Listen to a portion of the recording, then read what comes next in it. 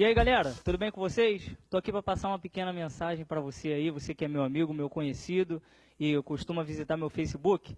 Tá aqui um versículo interessante, ó. Muita gente que é evangélica conhece. 1 Coríntios 3,16, que diz: Não sabeis vós que sois templo de Deus e que o Espírito de Deus habita em vós? Isso aqui foi uma pergunta que o apóstolo Paulo, quando escreveu, fez.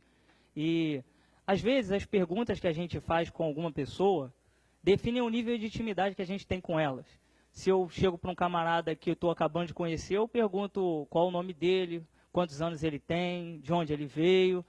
São os níveis das perguntas. Agora, eu não posso chegar para uma pessoa qualquer e perguntar o que você estava fazendo ontem à noite, 11h39. Isso é uma pergunta que se faz para quando se tem mais intimidade com uma pessoa. Acontece que essa pergunta não foi uma pergunta de uma pessoa qualquer para outra pessoa qualquer. É uma pergunta de Deus para nós. Vocês não sabem disso? Do quê? Que sois templo de Deus e que o Espírito de Deus habita em vocês?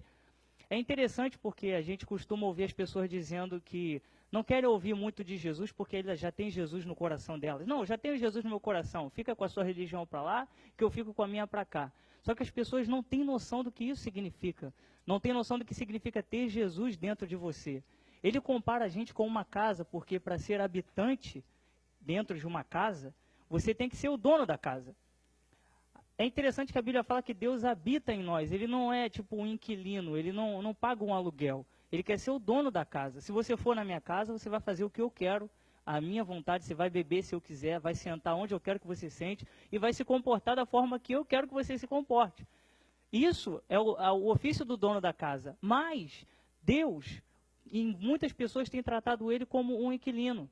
Porque se a gente fala que tem Deus no coração, que a gente fala que tem Jesus no coração, a gente tem que deixar ele, como dono da casa, fazer o que ele quiser, não o que nós queremos.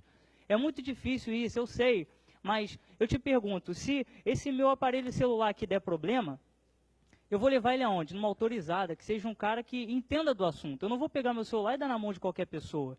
Assim é Deus na nossa vida. A gente quer consertar os problemas, só que não fomos nós que criamos. Deus criou a nossa vida, então por que não deixar Deus cuidar dos detalhes para a gente? Sabe o que eu acho interessante? Antes de eu me casar, quando eu morava com a minha mãe, eu saía de casa e voltava. E às vezes, quando eu saía de casa, eu via a geladeira do lado esquerdo e um armário do lado direito. Quando eu voltava, estava tudo invertido. A geladeira estava lá e o armário estava aqui. E aí eu me perguntava para minha mãe assim, mãe, por que a senhora toda hora troca as coisas de lugar? E ela falava assim, para que haja mais espaço dentro de casa. Eu estava achando muito apertado. Às vezes a gente não tem essa impressão na vida. A gente tem a saúde, tem dinheiro, tem um bom emprego, a gente tem uma família, a gente tem um monte de coisas boas. E às vezes parece que as coisas saem do lugar e a primeira coisa que a gente faz é olhar para o céu e falar, Deus, por que tu está fazendo isso comigo? A gente atribui a Deus, a gente não sabe por que Deus está fazendo isso. Porque Deus quer que tenha mais espaço na nossa casa para Ele habitar lá dentro. Enquanto as coisas estiverem atrapalhando, Deus vai tirar sim. Se for necessário, Deus talvez permitir um problema de saúde, só para que você reconheça que Ele é acima de você, acima da tua saúde, Ele vai fazer também. Para mim terminar essa mensagem, eu quero contar uma pequena historinha para vocês que eu li uma vez num livro. Essa história é a seguinte: havia um homem que ele era um artista e ele pintava muitos quadros bonitos. E uma vez ele fez um quadro que chamava muita atenção das pessoas, ele colocou no meio de uma praça. E no meio dessas obras de arte tinha esse quadro se destacando, todo mundo achava ele maravilhoso. Nesse quadro tinha uma pintura de um homem, que parecia ser Jesus, batendo numa porta, como se quisesse ouvir o que tinha lá dentro.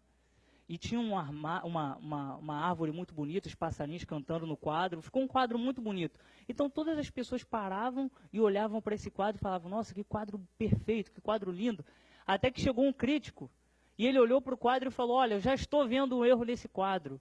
E as pessoas falaram, nossa, ele achou um erro nesse quadro tão perfeito. Ele achei, só que ele não sabia que o autor do quadro estava lá.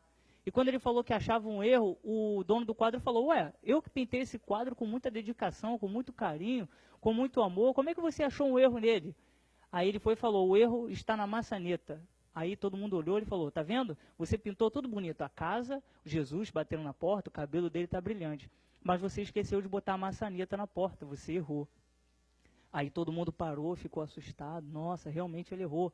Foi aí que o dono do quadro abriu a boca e falou assim, não, esse quadro não está errado, ele foi pintado assim de propósito, porque essa porta É a porta do coração, ela não pode ser aberta pelo lado de fora, só pode ser aberta pelo lado de dentro.